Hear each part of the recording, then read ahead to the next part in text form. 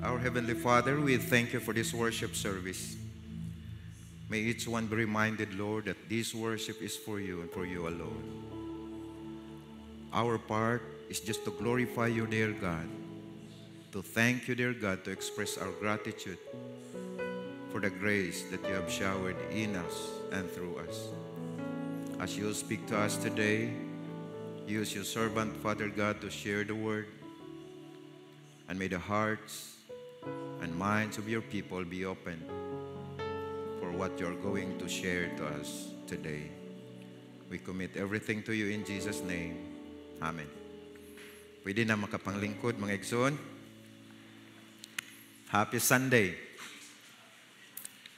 Salamat nga taliwala sa kalagkalag ug sa pang mga celebration sa 2 days.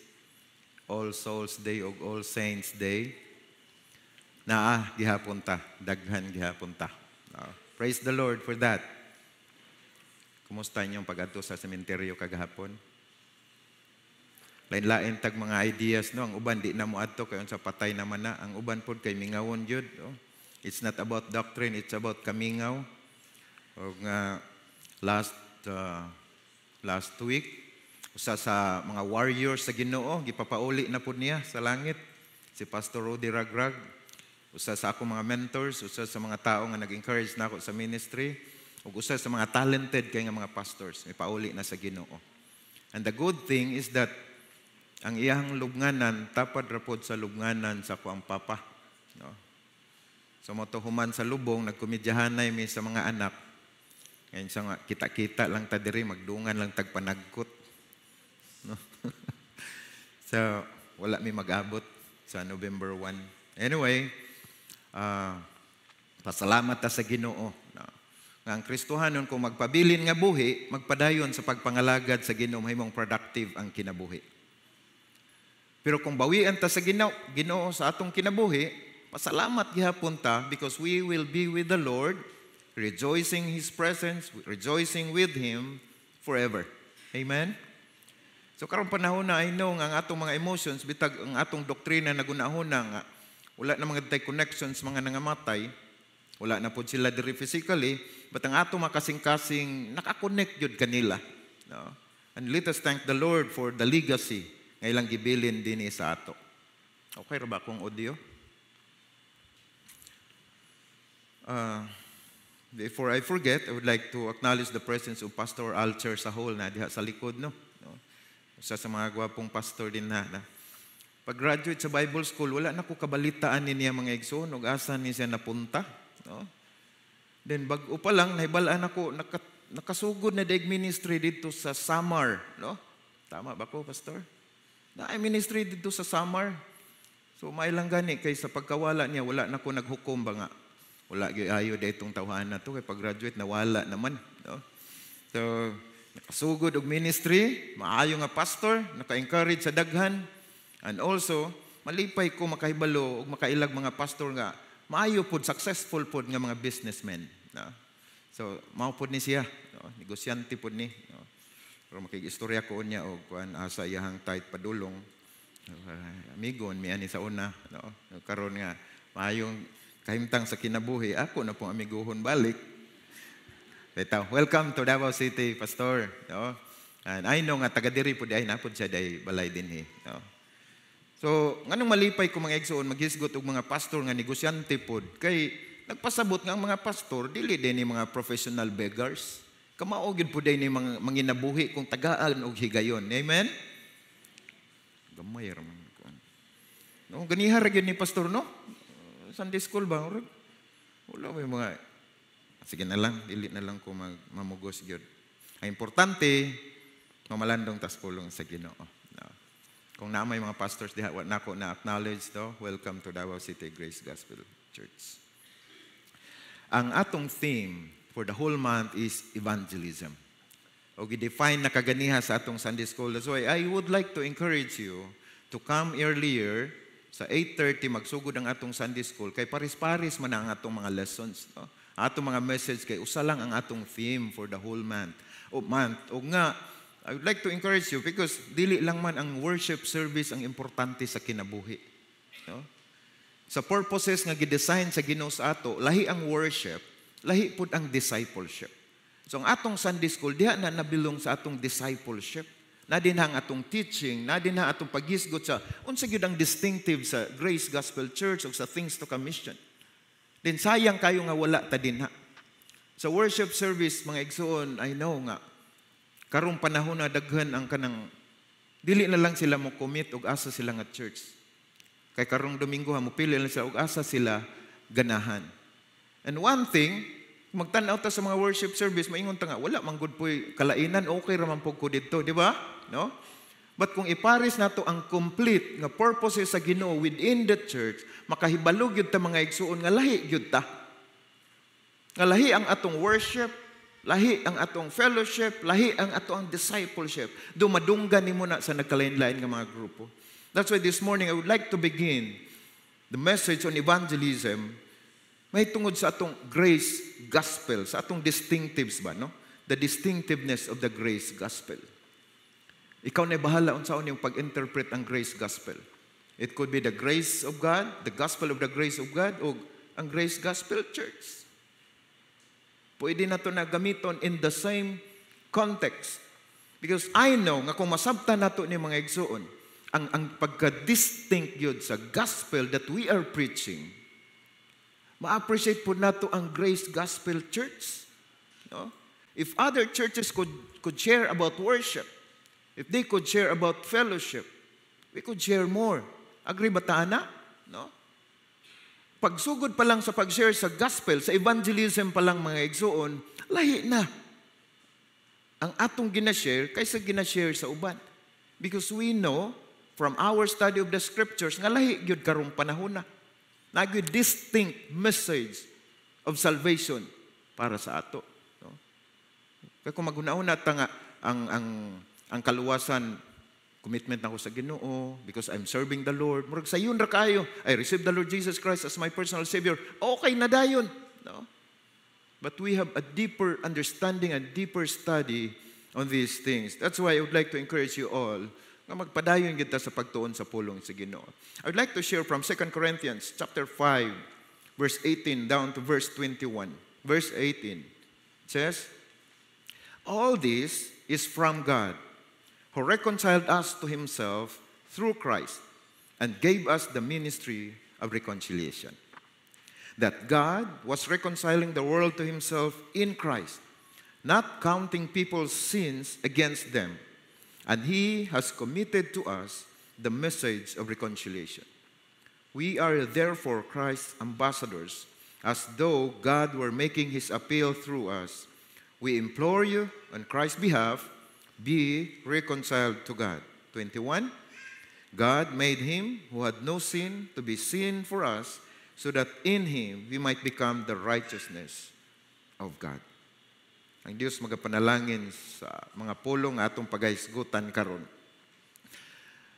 Just looking at the vision, mission statements of Davao City Grace Gospel Church, you could really sense, first of all, that this church is an evangelistic church. Agree ta na? Sa atong vision pa lang, unsay gilantaw sa atong mga leaders ba pagsugod. No?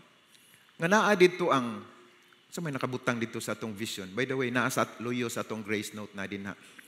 Sa mga batanon pa makita ninyo na, pero kung edad-edara na, kinahanglan na magnifying glass. Na din na ang reaping, na din na ang growing, na din na ang planting. No?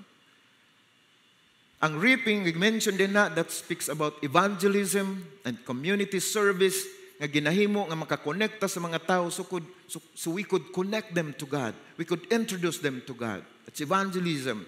Then naata din hay growing, because we want to disciple people, to let them grow, to make them grow in the Lord. There are trainings for ministries, and of course, church planting. We want to build churches.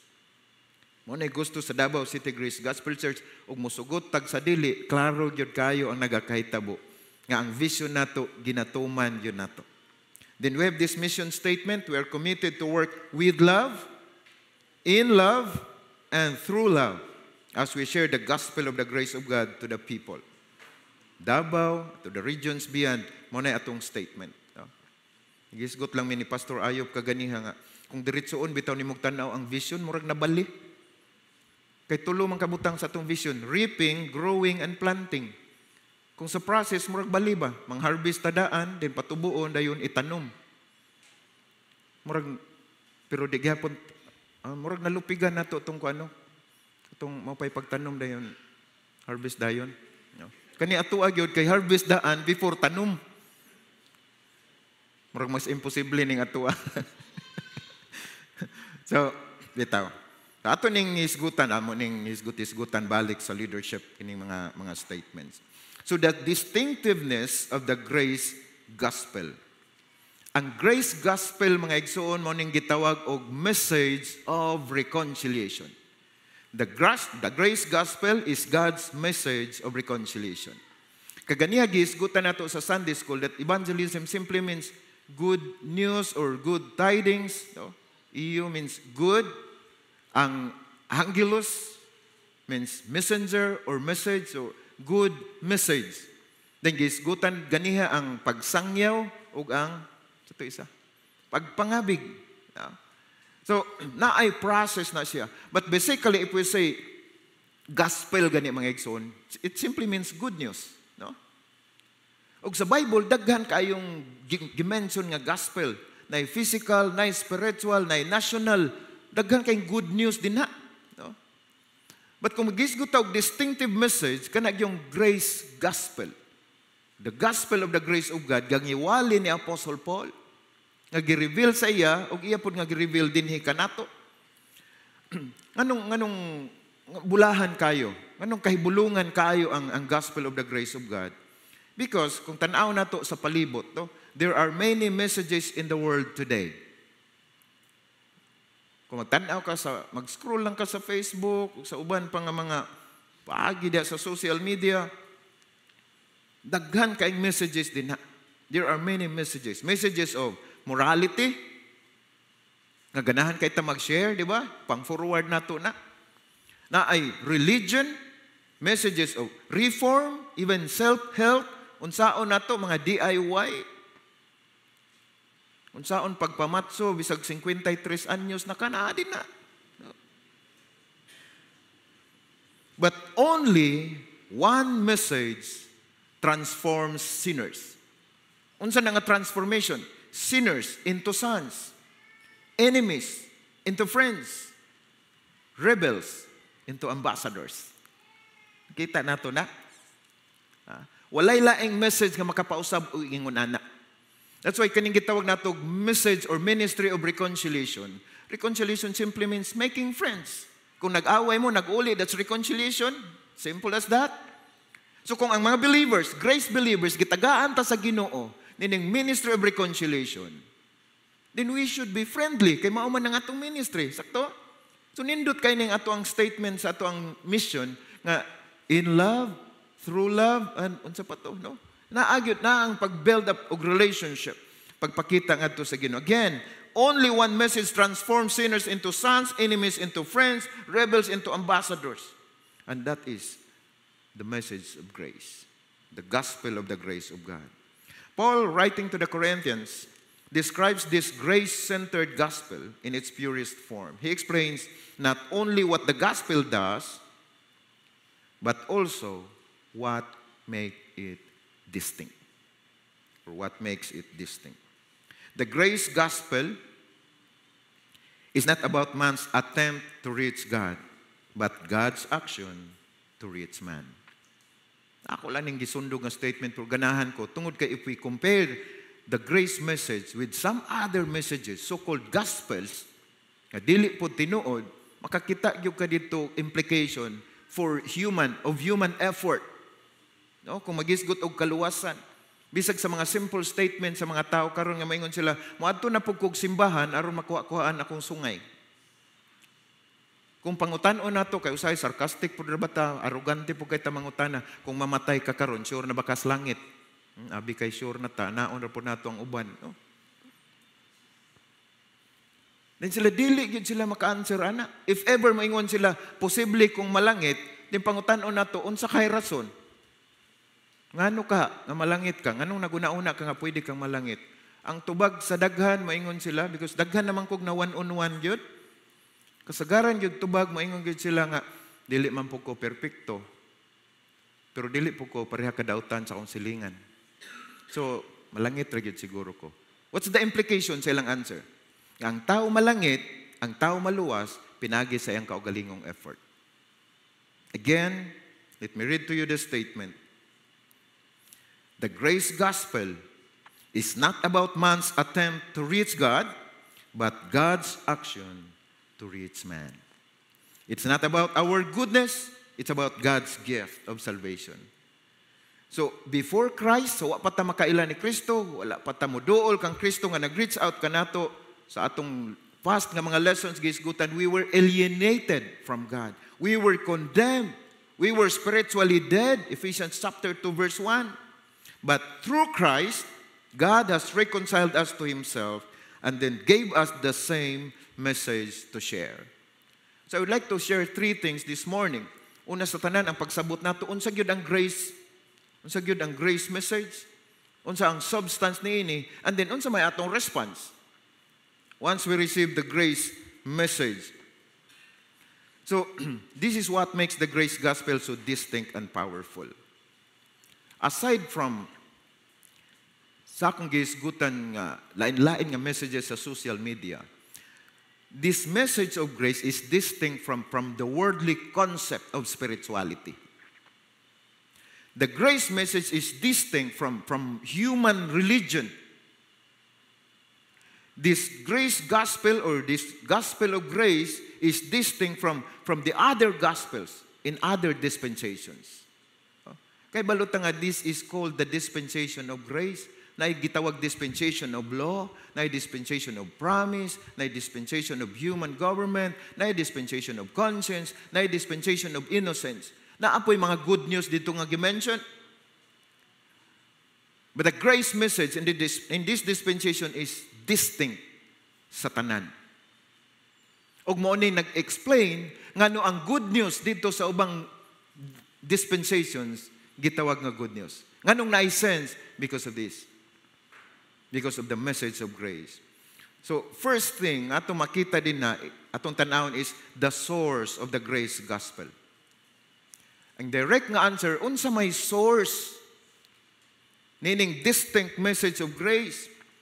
Ang answer is God's initiative. It begins with God. Nga naman ang background, kung magisgot ang gospel, nganong nahimo siyang good news, ang background is ang bad news. Tama? Familiar ba mo sa bad news, good news? Ang emphasis, dili nimo masabtan. You could not appreciate the good news without the bad news. We were all sinners.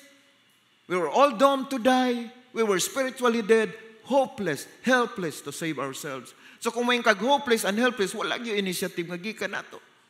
If I say, I am saved, then it comes from God. Amen? Ang atong kaluwasan, gikan yun sa Ginoo. Verse 18, sa gingon diha, all this is from God, who reconciled us to Himself through Christ, and gave us the ministry of reconciliation. Tanawa diha ang first part, all this is from God. Reconciled us to Himself through Christ.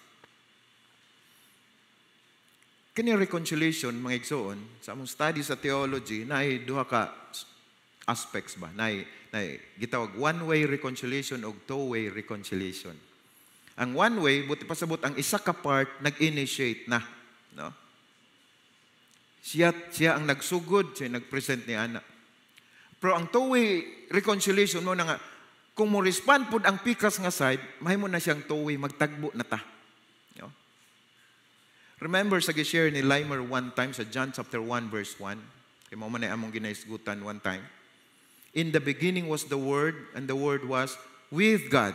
Kanang with God, pros, sa original, buti pasabot, obsessed or overwhelmed with love. So, ang Diyos Amahan, Diyos Anak, o Diyos Espiritu, overwhelmed kay sila sa usag-usa. Mo na in the beginning.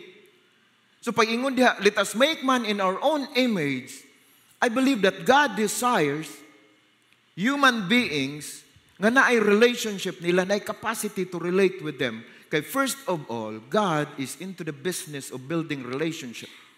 So Father, Son, Holy Spirit related na nadaan. So pagbuhat nilang tao, gusto nila nga ma-overwhelm pudtas kalipay, ma-obsess pudtas Ginoo.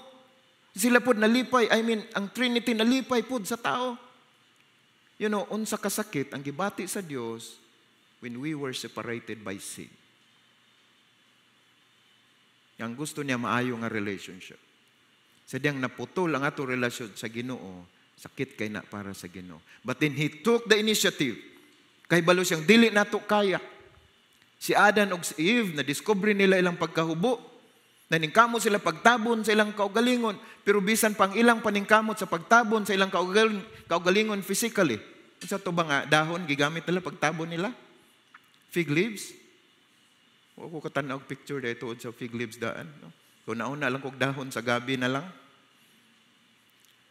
Pero wala ka pasar. No? Ang gibuhat sa Ginoo, giilisan yun siya panit sa karnero. That means na ay lamb nga na-sacrifice para sa ilaha. So mo to'y tinuod nga covering nga nadawat sa Ginoo. Kay dili makapasar ang atong kaugalingon nga effort. So Paul, ang nganong naka-distinct, unsay naka-distinct sa grace gospel, ang source. Niini nga gospel. Paul begins by saying, all this is from God. Dili lang part, but all. Dili katunga. Wala ta nag 50-50 sa Ginoo sa atong kaluwasan. Ang source sa atong kaluwasan, mao lamang ang Dios. Muna mga igsoon, I would like to let you think nga dili pud nato ang ayan ikapasigarbo ang atong pagtuo. No? Nga moingon taluwas ko kay nagtuo manggug ko. Actually, iya gyud sa Ginoo tanan. Ang pagtuo nato igo ra gyud na nagdawat sa grasya. No? Sahay arugante ra kayo ang daghang mga nagtuo sa Ginoo paingog linog sa Cebu. Mao man na kay taga Cebu di manggod mga magtutuo. Ana dayon no, makita nimo sa Facebook ba? No? Karon nilinog man pong Davao. Yun sa man putong mga nag-ingon nga, ha? Pero naigwapo kay nga twist mga igsoon. Maayo pa ang dili taga-church. Sorry ha, ito you mention. No, kanang mga religious ba moingon, dautan manggod sila mo nang gilinog. Naglinog punta. Oh. Pero ang kato makita ninyo mga dump truck nga nagpadalag durian ang Davao, bisag buhat ra to. Pero nalipay ko magtanaw ba? No? Cebu, padulong na mi diha, dalag durian. Nalinugan ang Davao, padala na po sila chicharon ug mga litson. Tabang ka to ila o ilatang ipa-high blood. Mas maayo tanawon ba, no? Maayo tanawon nagsakon pa. Mutual ba ang feelings? Now, bantayanan kayo ni atong mga statements. No? Palangga kita sa Ginoo kay wala ta nalinugan. Mag-imply man nga katuday sila dili palangga. No? Palangga ba tanan sa Ginoo?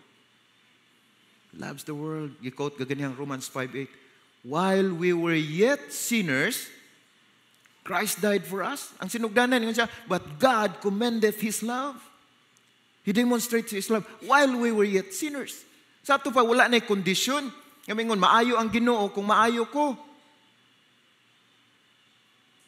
The source of the grace gospel was God's initiative. Kung walay Dios nga nag-initiate, din wala. Anong distinct sa mga igsoon? Because religion says, human religion says, do something for God. But grace says, sige ingon sa grace, God has done everything for you. Kung ihisgot kag mga religious groups, maadto ka dito, daghan kayong nakalista nga imong buhaton aron ka maluwas. Kung kulangag usa, wala na.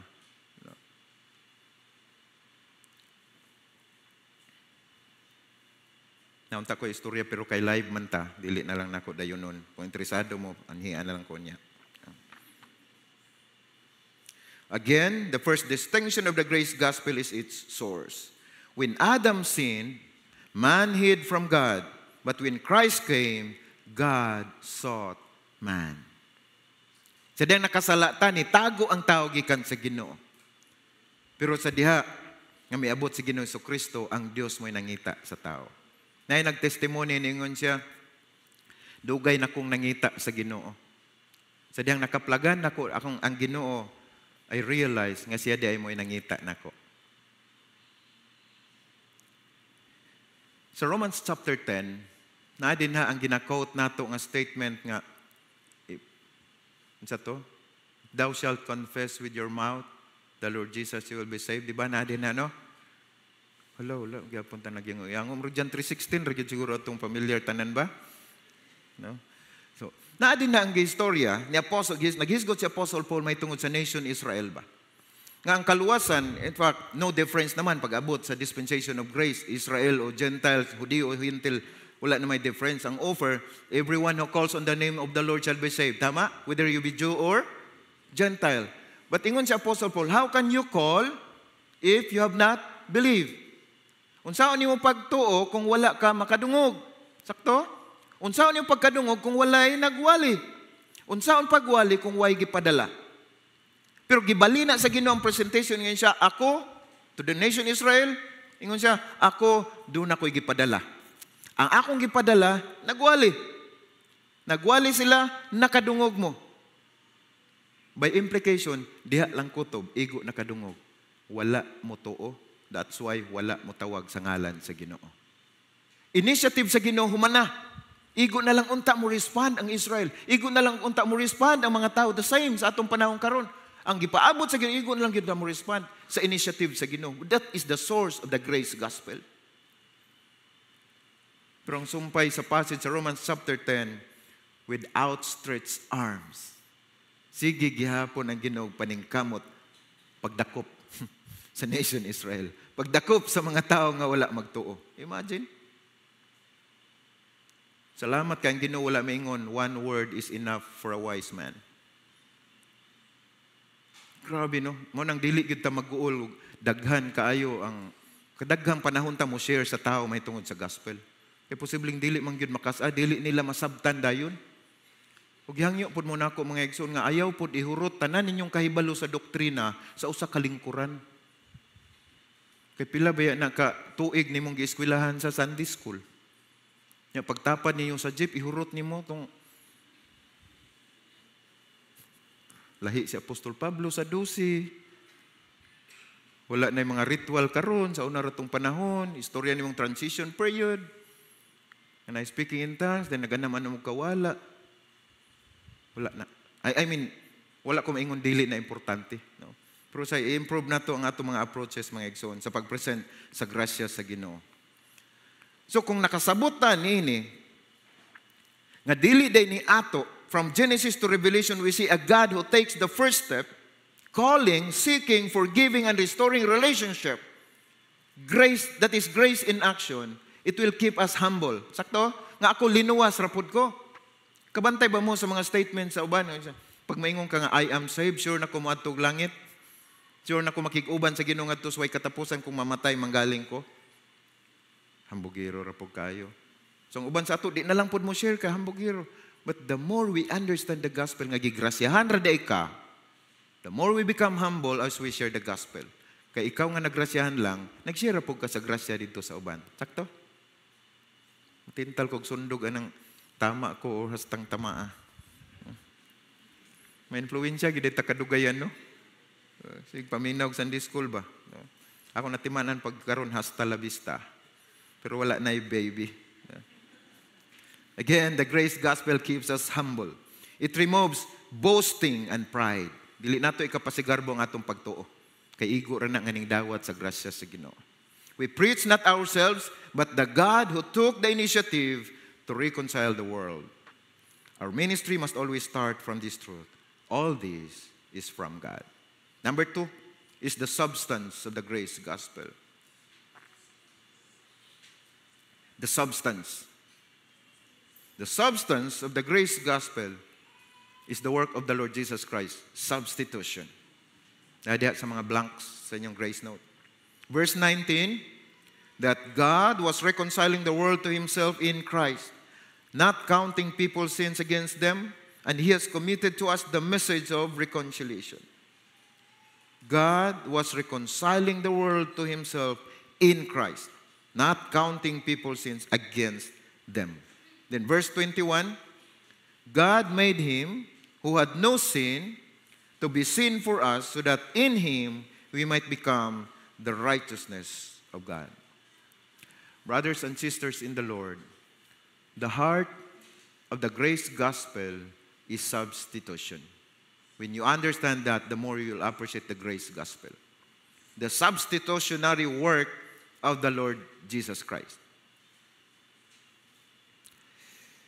Dito sa Kidapawan, kagahapon ay free nga gupit, free nga massage. Ug na po dito yung mga free literature. No? Kita na mo. And samtang nag-agi minilimer dito, nainumduman ako ang giingon ni Pastor Mario Indino. Kanang salvation is not free. So niyon ko kanang massage diha, kanang haircut din ha, kanang pedicure, manicure din ha. Those are not free. Nga naman, na gobyerno nga nagbayad sa mga tao dito. Libre na lang sa ato. Libre na lang sa mga tao nga moduol dito. Depende lang moduol kag sa dili. It's free for you, but actually, someone bleed for you. Our salvation is free. Kaigo na lang tang mudawat. But in essence, someone bleed for us. Jesus Christ shed His precious blood in our stead. Dili lang ingon ana lang kasimple, I receive the Lord Jesus Christ as my personal Savior and I am saved. Kanta din tayo, if you're saved and you know it, clap your hands. Ana lang ka mabaw. I'm not saying nga dautan ng kantaha. Pero mag-enjoy na lang ta, say, clap your hands, stamp your feet, turn around. Ipakamatyan ni Jesus Christ ang atong sala. Substitution. Ang salvation in Him. Grabe ang debate about election. Kung gipili ba ka sa Ginoo aron maluwas, nabay gipili ang Ginoo nga kining tawhana langit, kining tawhana impyerno. Daghang kay debate niya. But ang Ephesians 4, nag-ingon diha, we are chosen in Him before the foundation of the world. Kanang in Him diha, importante kayo na. That means walay choice, walay election. If this is talking about personal salvation, then walay personal salvation without Christ. Kaya naaman din nag-ingon in Him. So our salvation should always be in Him, not our own effort. Dili sa Grace Gospel Church of Christ nga grupo, kundili sa substitutionary work of the Lord Jesus Christ. Again, the heart of the Grace Gospel is substitution. Christ did not come to make bad people good. He came to make dead people alive.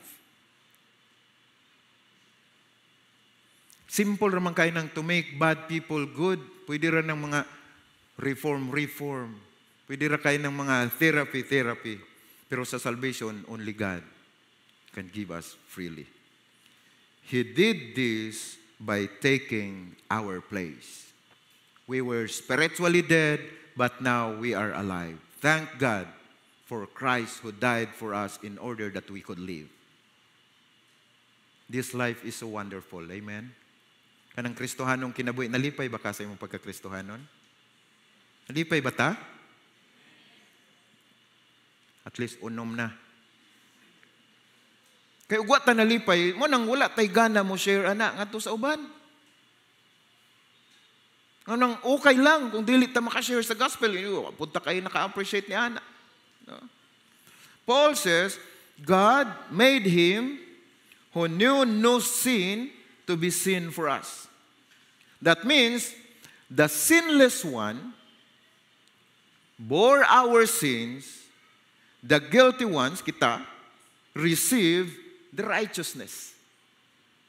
Unang ganahan ko sa ginamention ni Cornelius Tam about gitawag double blessedness. Because when Christ died at the cross, double blessedness, our sins were imputed to Christ. Our sins were imputed to Christ. Dayon, the righteousness of Christ was imputed to us. So gitawag imputed righteousness, double ang atong sala tuan niya, gidala niya, ang iyang pagkamatarong, ipulin niya. He was the perfect sacrifice. Walay laing makasacrifice para nimo para nako, only the Lord Jesus Christ.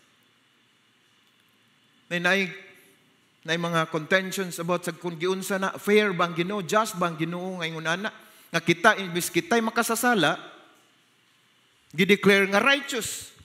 Si Christ nga perfect, gideclare nga sinner. He was made sin for us. Grabe ang great exchange dia. Di ba no? Was it just? That would be injustice kung three parties ang imong huna-hunaon. Una, na ay huwis. Ikaduha, na ay guilty sinner. Ikatulo, na ay innocent victim. Kung ang judge ingon siya, naluoy man ko aning sinner, kaning murderer, kaning rapist, naluoy man ko ani, I love him. So kaning guilty, kaning innocent, mo lang na ko akong lethal injection. Mo ni mo substitute para dinhi. That would be injustice. Sakto? Nga ang makasasala, imong gilibre, ang matarong mo imong gipapatay para lang tungkol kay naluoy kan higugma ka ni. That would be injustice. Pero ang reality, ang nahitabo mga igsoon sa atong spiritual, sa atong salvation, is that there are only two parties. Ang nahitabo. I mean, three parties in essence, but you know, ang nahitabo, ang innocent victim, nga gipanis sa sala aning guilty sinner, guilty beyond any reasonable doubt. Ang innocent victim, nga gipanis tungod aning mga sala sa guilty sinner, maura pod ang huwis. Ang judge mismo, na naog siya, he took the form of a servant, siya ang miangkon sa sala, because he was perfect, giangkon niyang sala sa guilty sinner. He died for all of us. And that is more than justice. It is called grace. So sobra-sobra ang grasya sa Ginoo sa ato. Here's the great exchange. He took our sin, we receive His righteousness. He bore our curse, we enjoy His blessing. He died our death, we live His life. When Paul mentions about his salvation, God's call, dili lamang sa ministry, kundi bisan palang sugod siyang kaluwasan. Ang commitment yun ni Apostle Paul sa Galatians 2:20, yung sagingon niya, I am crucified with Christ, nevertheless I live, yet not I, but Christ liveth in me. And the life which I now live in the flesh, I live by the faith of the Son of God, who loved me and gave Himself for me. So na-appreciate ni Apostle Paul ang substitution, ang great exchange. Namatay si Kristo, aron mabuhi ko. So karon kining akong kinabuhi, alang lang yun ni Kristo. This life is the life of Christ. Mo ni meaning pag-ingon niyang, for to me, to live is Christ. Walay laing rason nga nung nabuhi ko, it's Christ. Walay laing hinungdan, walay purpose, walay laing purpose. It's for the Lord Jesus Christ. Nga naman na-appreciate niya ang substitution ni Jesus Christ. Sa sunod na lang ng today is gain. Diri lang sa ta. Sa to live is Christ. Tawa? Sa yun naman ang to die is gain. Kapag mamatay na ta, pahuway naman. We're willing to die for Christ, but ang pangutana, are we willing to live for Christ?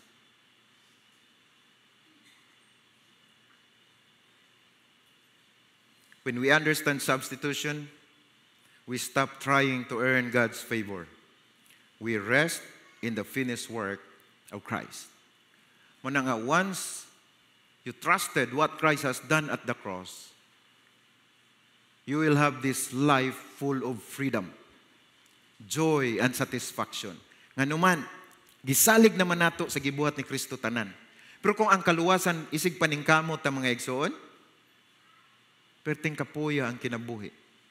Trying hard nga classes kinabuhi. Trying to be righteous. Muna makasabot yung ko ng kanta na ingon, gusto kong bumait, pero di ko magawa. Kaya bisag unsaon ni mong paningkamot, mabag-o ka, 3 days ragyo lahutay, ana. Sa imong kaugalingong paningkamot. expression ra ng 3 days, kamo na bahala interpret diha sa inyo ha. Pastor Brian, gipa-improve naman ko niya na 4 days naman pod ko, itong niagin niyang pag-mention. But substitution, mo na naghatag kanato sa substance sa kun-un sa gyud ang gospel of the grace of God nga atong ginaladala. Anong ganahan yun ta atong church, tawgon og Grace Gospel Church? Kaya naa din na ang essence sa atong kaluwasan. Last is the service of the grace gospel. This has to do with our responses. I know kung naa si Apostle Paul, makahilak yun siya maghisgot, may tungod siya ang kaluwasan. Makahilak siya maghisgot, may tungod sa kung giunsa siya pagdakop sa Ginoo. Aron lang yun maluwas. I remember one time sa men's group, sa Sunday afternoon namo nga sharing, si Tatay Val nag-share sa ilang evangelism. Gahilak. Sagdi siya maangko ni hilang, kahilak yung kato. Then ako'y ebidensya, ako siyang gibideo yun. Kanang nindot yung kayo kuno ang bation nimo kung ang tao mo dawat sa Ginoo. Mura ba kag naka-rescue ba? Mura pag ikaw nga, ang Ginoo rabiya pod. No? Pero nahimo kang instrumento, pasalamat ka. Then akong gitingnan si Tatay Val. Iko, na-imagine ba nimo nga ingani ang mahitabo sa inyong gisugdan nga ministry sa una? Dili ingon man pud siya nga dili pud siya ang pinakauna gyud diri, no? Ulahi na siya. But sa ilang ministry pag mag-reminisce na siya giunsa sila pag-train sa pag-evangelize, grabe, no? Kagi sila awayon sila. Tabangan sila dito sa ano bang crowded na mga area sa tawag na slum. Evangelize sila dito. Ngano man, nganong nangisog sila ana? Aside nga gi-require sila kay graduate na sila BTC, Kristohanon sila. Kinumdum batang ang atong pagka-Kristohanon ay dalang responsibility sa pag-share sa gospel. Human og explain ni Apostle Paul sa 2 Corinthians chapter 5 verse 18 nga kita gi-reconcile ta sa Ginoo, gi-encourage na pud ta niya, gitawag na pud ta niya ambassadors, tama? Nga kita na pud ang representative sa grasya sa Ginoo. Nagtuko wala paguna sa una-una ni Tatay Val nga mahimong ingani ang building karon, ingon ani takadagan ikumpara sa kung pila sila sa una. Daghang mga kinabuhi na panalanginan, daghang mga tao na ngaluwas sa grasya sa Ginoo, pinaagi sa instrumentality sa mga tao nga naluwas sa grasya. So pila pa man kaadlaw o panahon ang atong palabyon nga di ta maka-share sa gospel.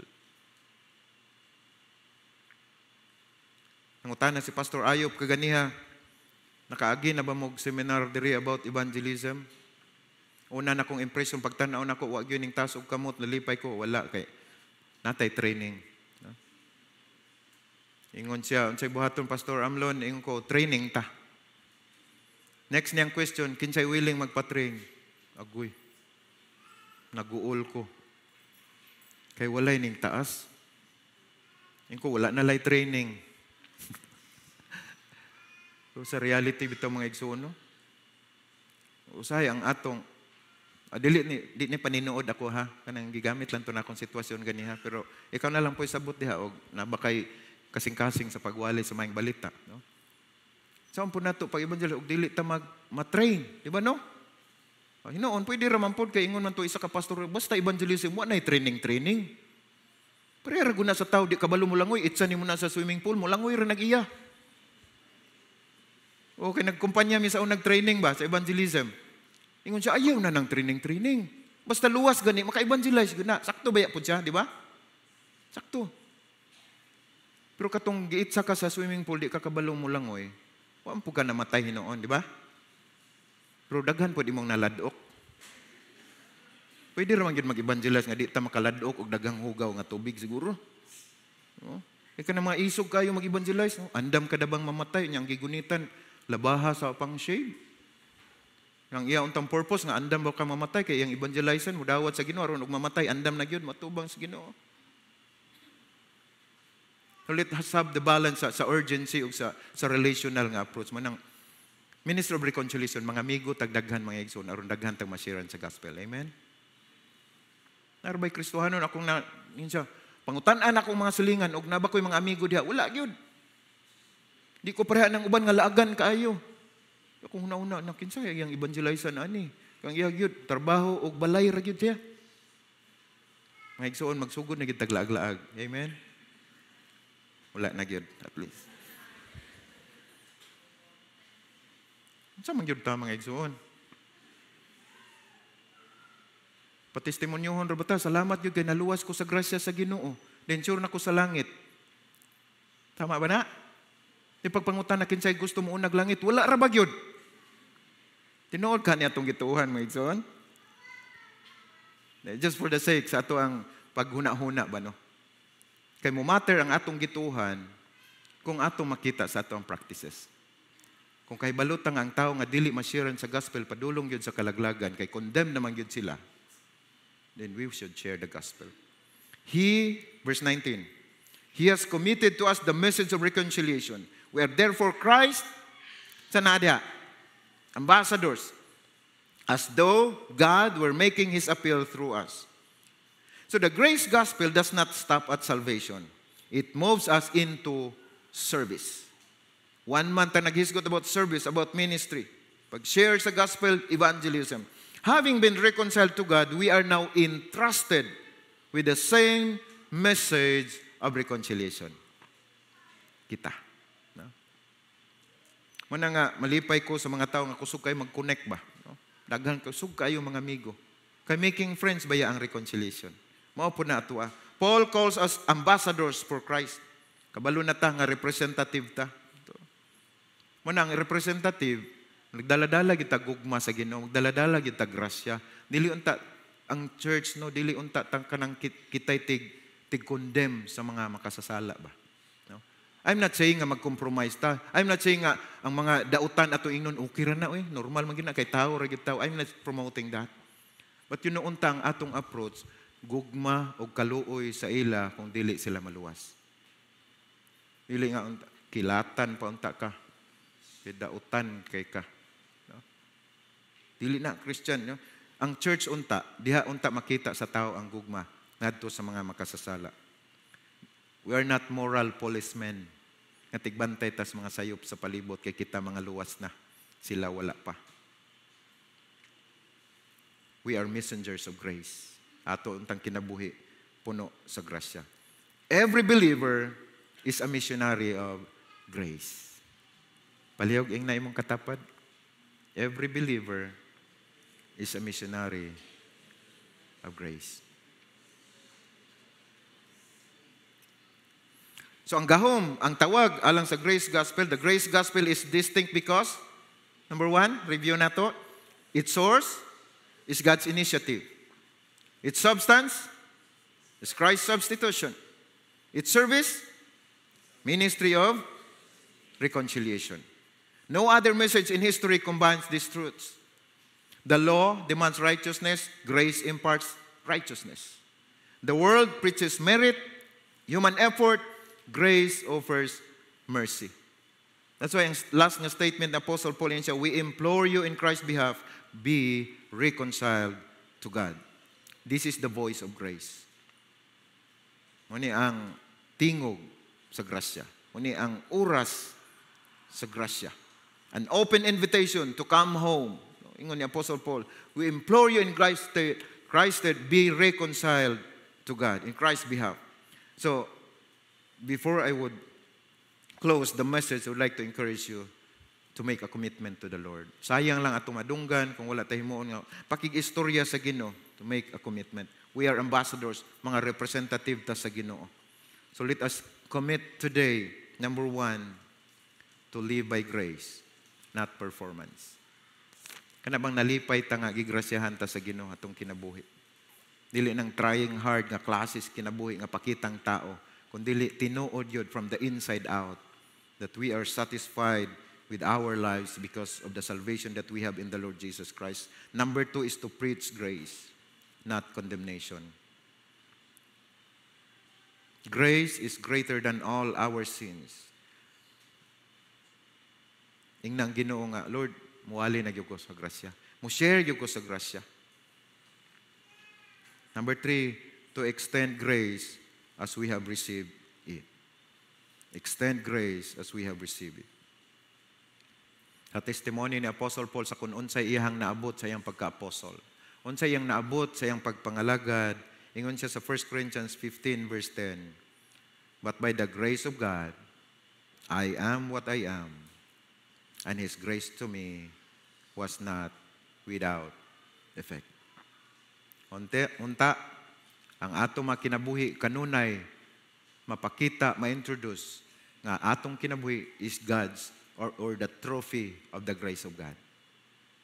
Our lives should be demonstrations of the grace of God. Shall we bow down our heads? And again, let me remind everyone to make a commitment today to live by grace, to preach grace, and to extend grace as we have received it. Please talk to God right now.